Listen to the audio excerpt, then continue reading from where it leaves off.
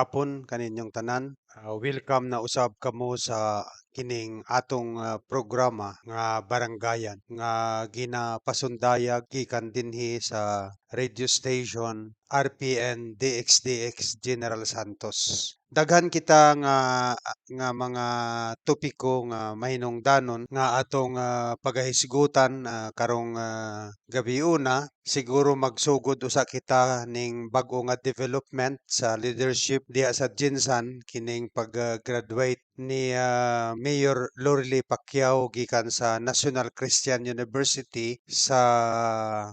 iyang kurso nga master's degree in public management. So unsa ang mamahimong implication ni ana sa mga political issues o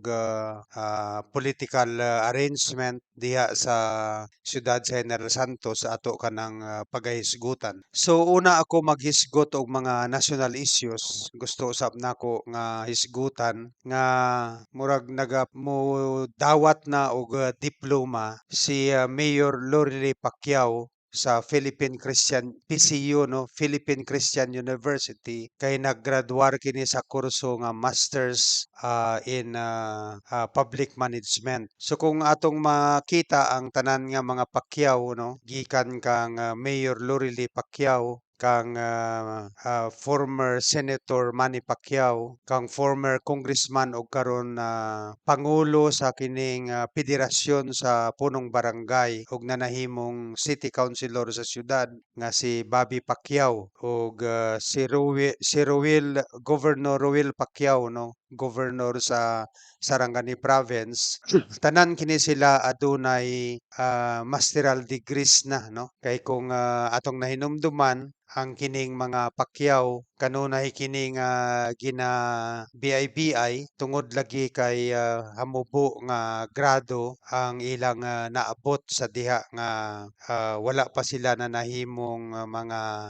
well-known individual o mga public officials diha sa Socsargen area no particularmente sa General Santos City o sa probinsya sa Sarangani gani sa pipila ka bulan nga milabay kini si Mayor Lorely Pacquiao sa Jensan kanunay kini nga nahimong subject sa daghan nga pagpadungog-dungog o panghimaraot nya kuno walay nahibaw-an sa governance tungod kay gamay lagi ang iyang naabot ang gamay ra ang iyang ineskwelahan no ug tungod kay nag-graduate naman siya aduna naman siya masteral degree ang tan-aw nako mulahi na pod ang panglantaw sa katawhan sa atong syudad ilabi na gyud kanang mga miyembro sa middle class no either economic or intellectual middle class og sa kining mga elite sections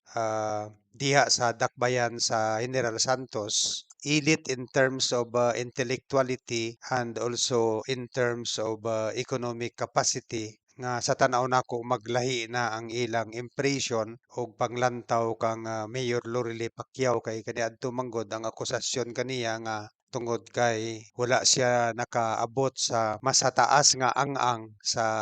edukasyon ginaakusahan siya nga di kamao no although bisan wala pay masteral degree si Mayor Lorely Pacquiao aduna siya eksperyensya sa governance no kay nanahimo man siyang punong barangay sa usa ka pinakasentro nga urban barangay usa ka pinakadako nga barangay sa atong syudad nga maong Barangay Labangal. Ang Barangay Labangal, ang butante niini mas daghan pa sa butante sa Municipality of Maitom, sa Municipality of Maitom in Sarangani, Municipality of Maasim, and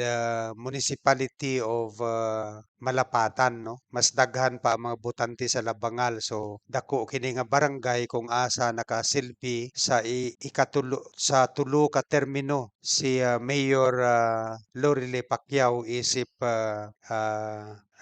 punong barangay diha sa Barangay Labangal, ug before siya nga nahimong mayor, nahimo na usab siya nga miyembro sa city council o sa sangguniang panlunsod diha sa Jinsan, isip representante sa mga punong barangay diha sa atong siyudad sa General Santos. Sa kasaysayan sa atong politika dinha,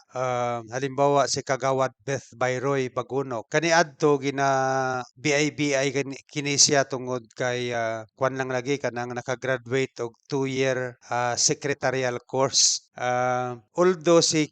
Kagawad Beth Bayroy Bagunok kumo kay usa kini ka banggiitan nga radio announcer ug nahimo usab nga DJ sa radyo, no. Apas kaayo nga maayo kayo mo sulti ang iyang command of the English language, bisan pa nga ang iyang natapos nga kurso kaniadto 2-year secretarial course lamang, pero tungod lagi kay siya gi-isyuhan sa GBI-BI tungod sa hamubo lamang ang iyang nakabot nga ang sa edukasyon, nagpadayon siya sa pag-eskwela ug karon aduna na siya doctorate degree in public administration. So tungod sa iyang pagpaningkamot nga makaabot siya sa mas taas nga ang sa pag-eskwela o sa edukasyon, ang katong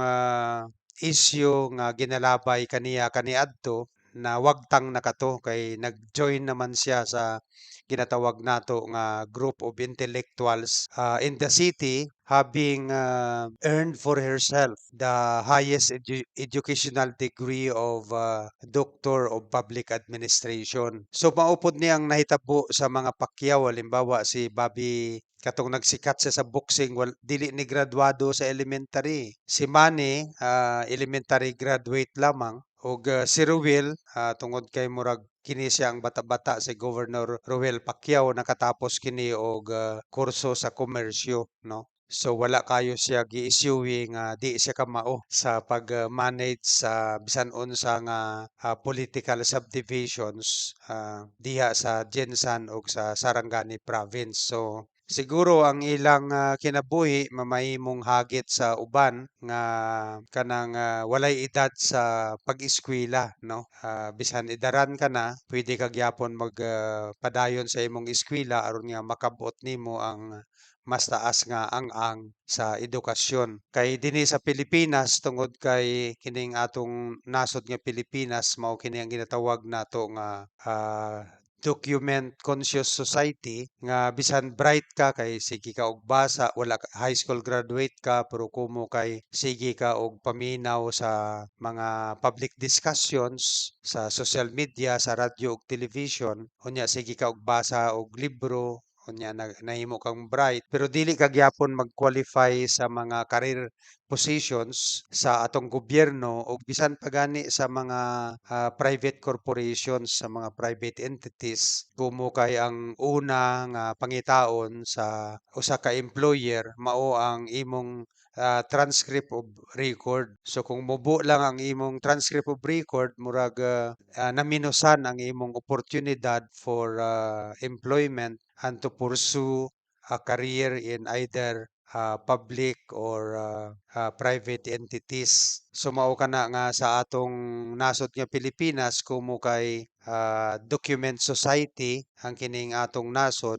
ginatawag nga document conscious society. So gikinahanglan gayud nga kung aduna kitay opportunity mag-eskwela kita ug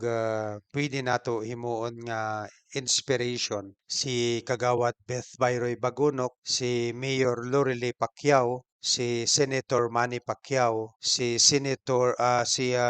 City Councilor Bobby Pacquiao ug si Governor Ruel Pacquiao. So siguro ang diskurso dinha sa Jensan mag-usab na og tungod kay dili na mamahimong isyu kang Mayor Lorelie Pacquiao ang iyang ang sa edukasyon sa pag-aron nga gamiton sa pag-BI sa iyang kapasidad sa pag-administer sa atong syudad, kumo kay aduna naman siya master's degree ug mas daghan diha sa atong sanggunian nga ang ilang natapos mao lamang ang baccalaureate degree. So gusto pasabot nga mas superior in terms of educational attainment na sa pagkakaroon si Mayor Lorely Pacquiao kung itandi sa ilaha. So ang na lang kita dinhi, ginausab nako palihog subscribe kamo sa akong YouTube channel ug i-share ninyo ang akong YouTube channel para nga maabot nato ang mas daghan nga mga higala nato dili lamang dinhi sa atong nasod kundi sa tibok kalibutan. Daghang salamat ug maayong hapon kaninyong tanan.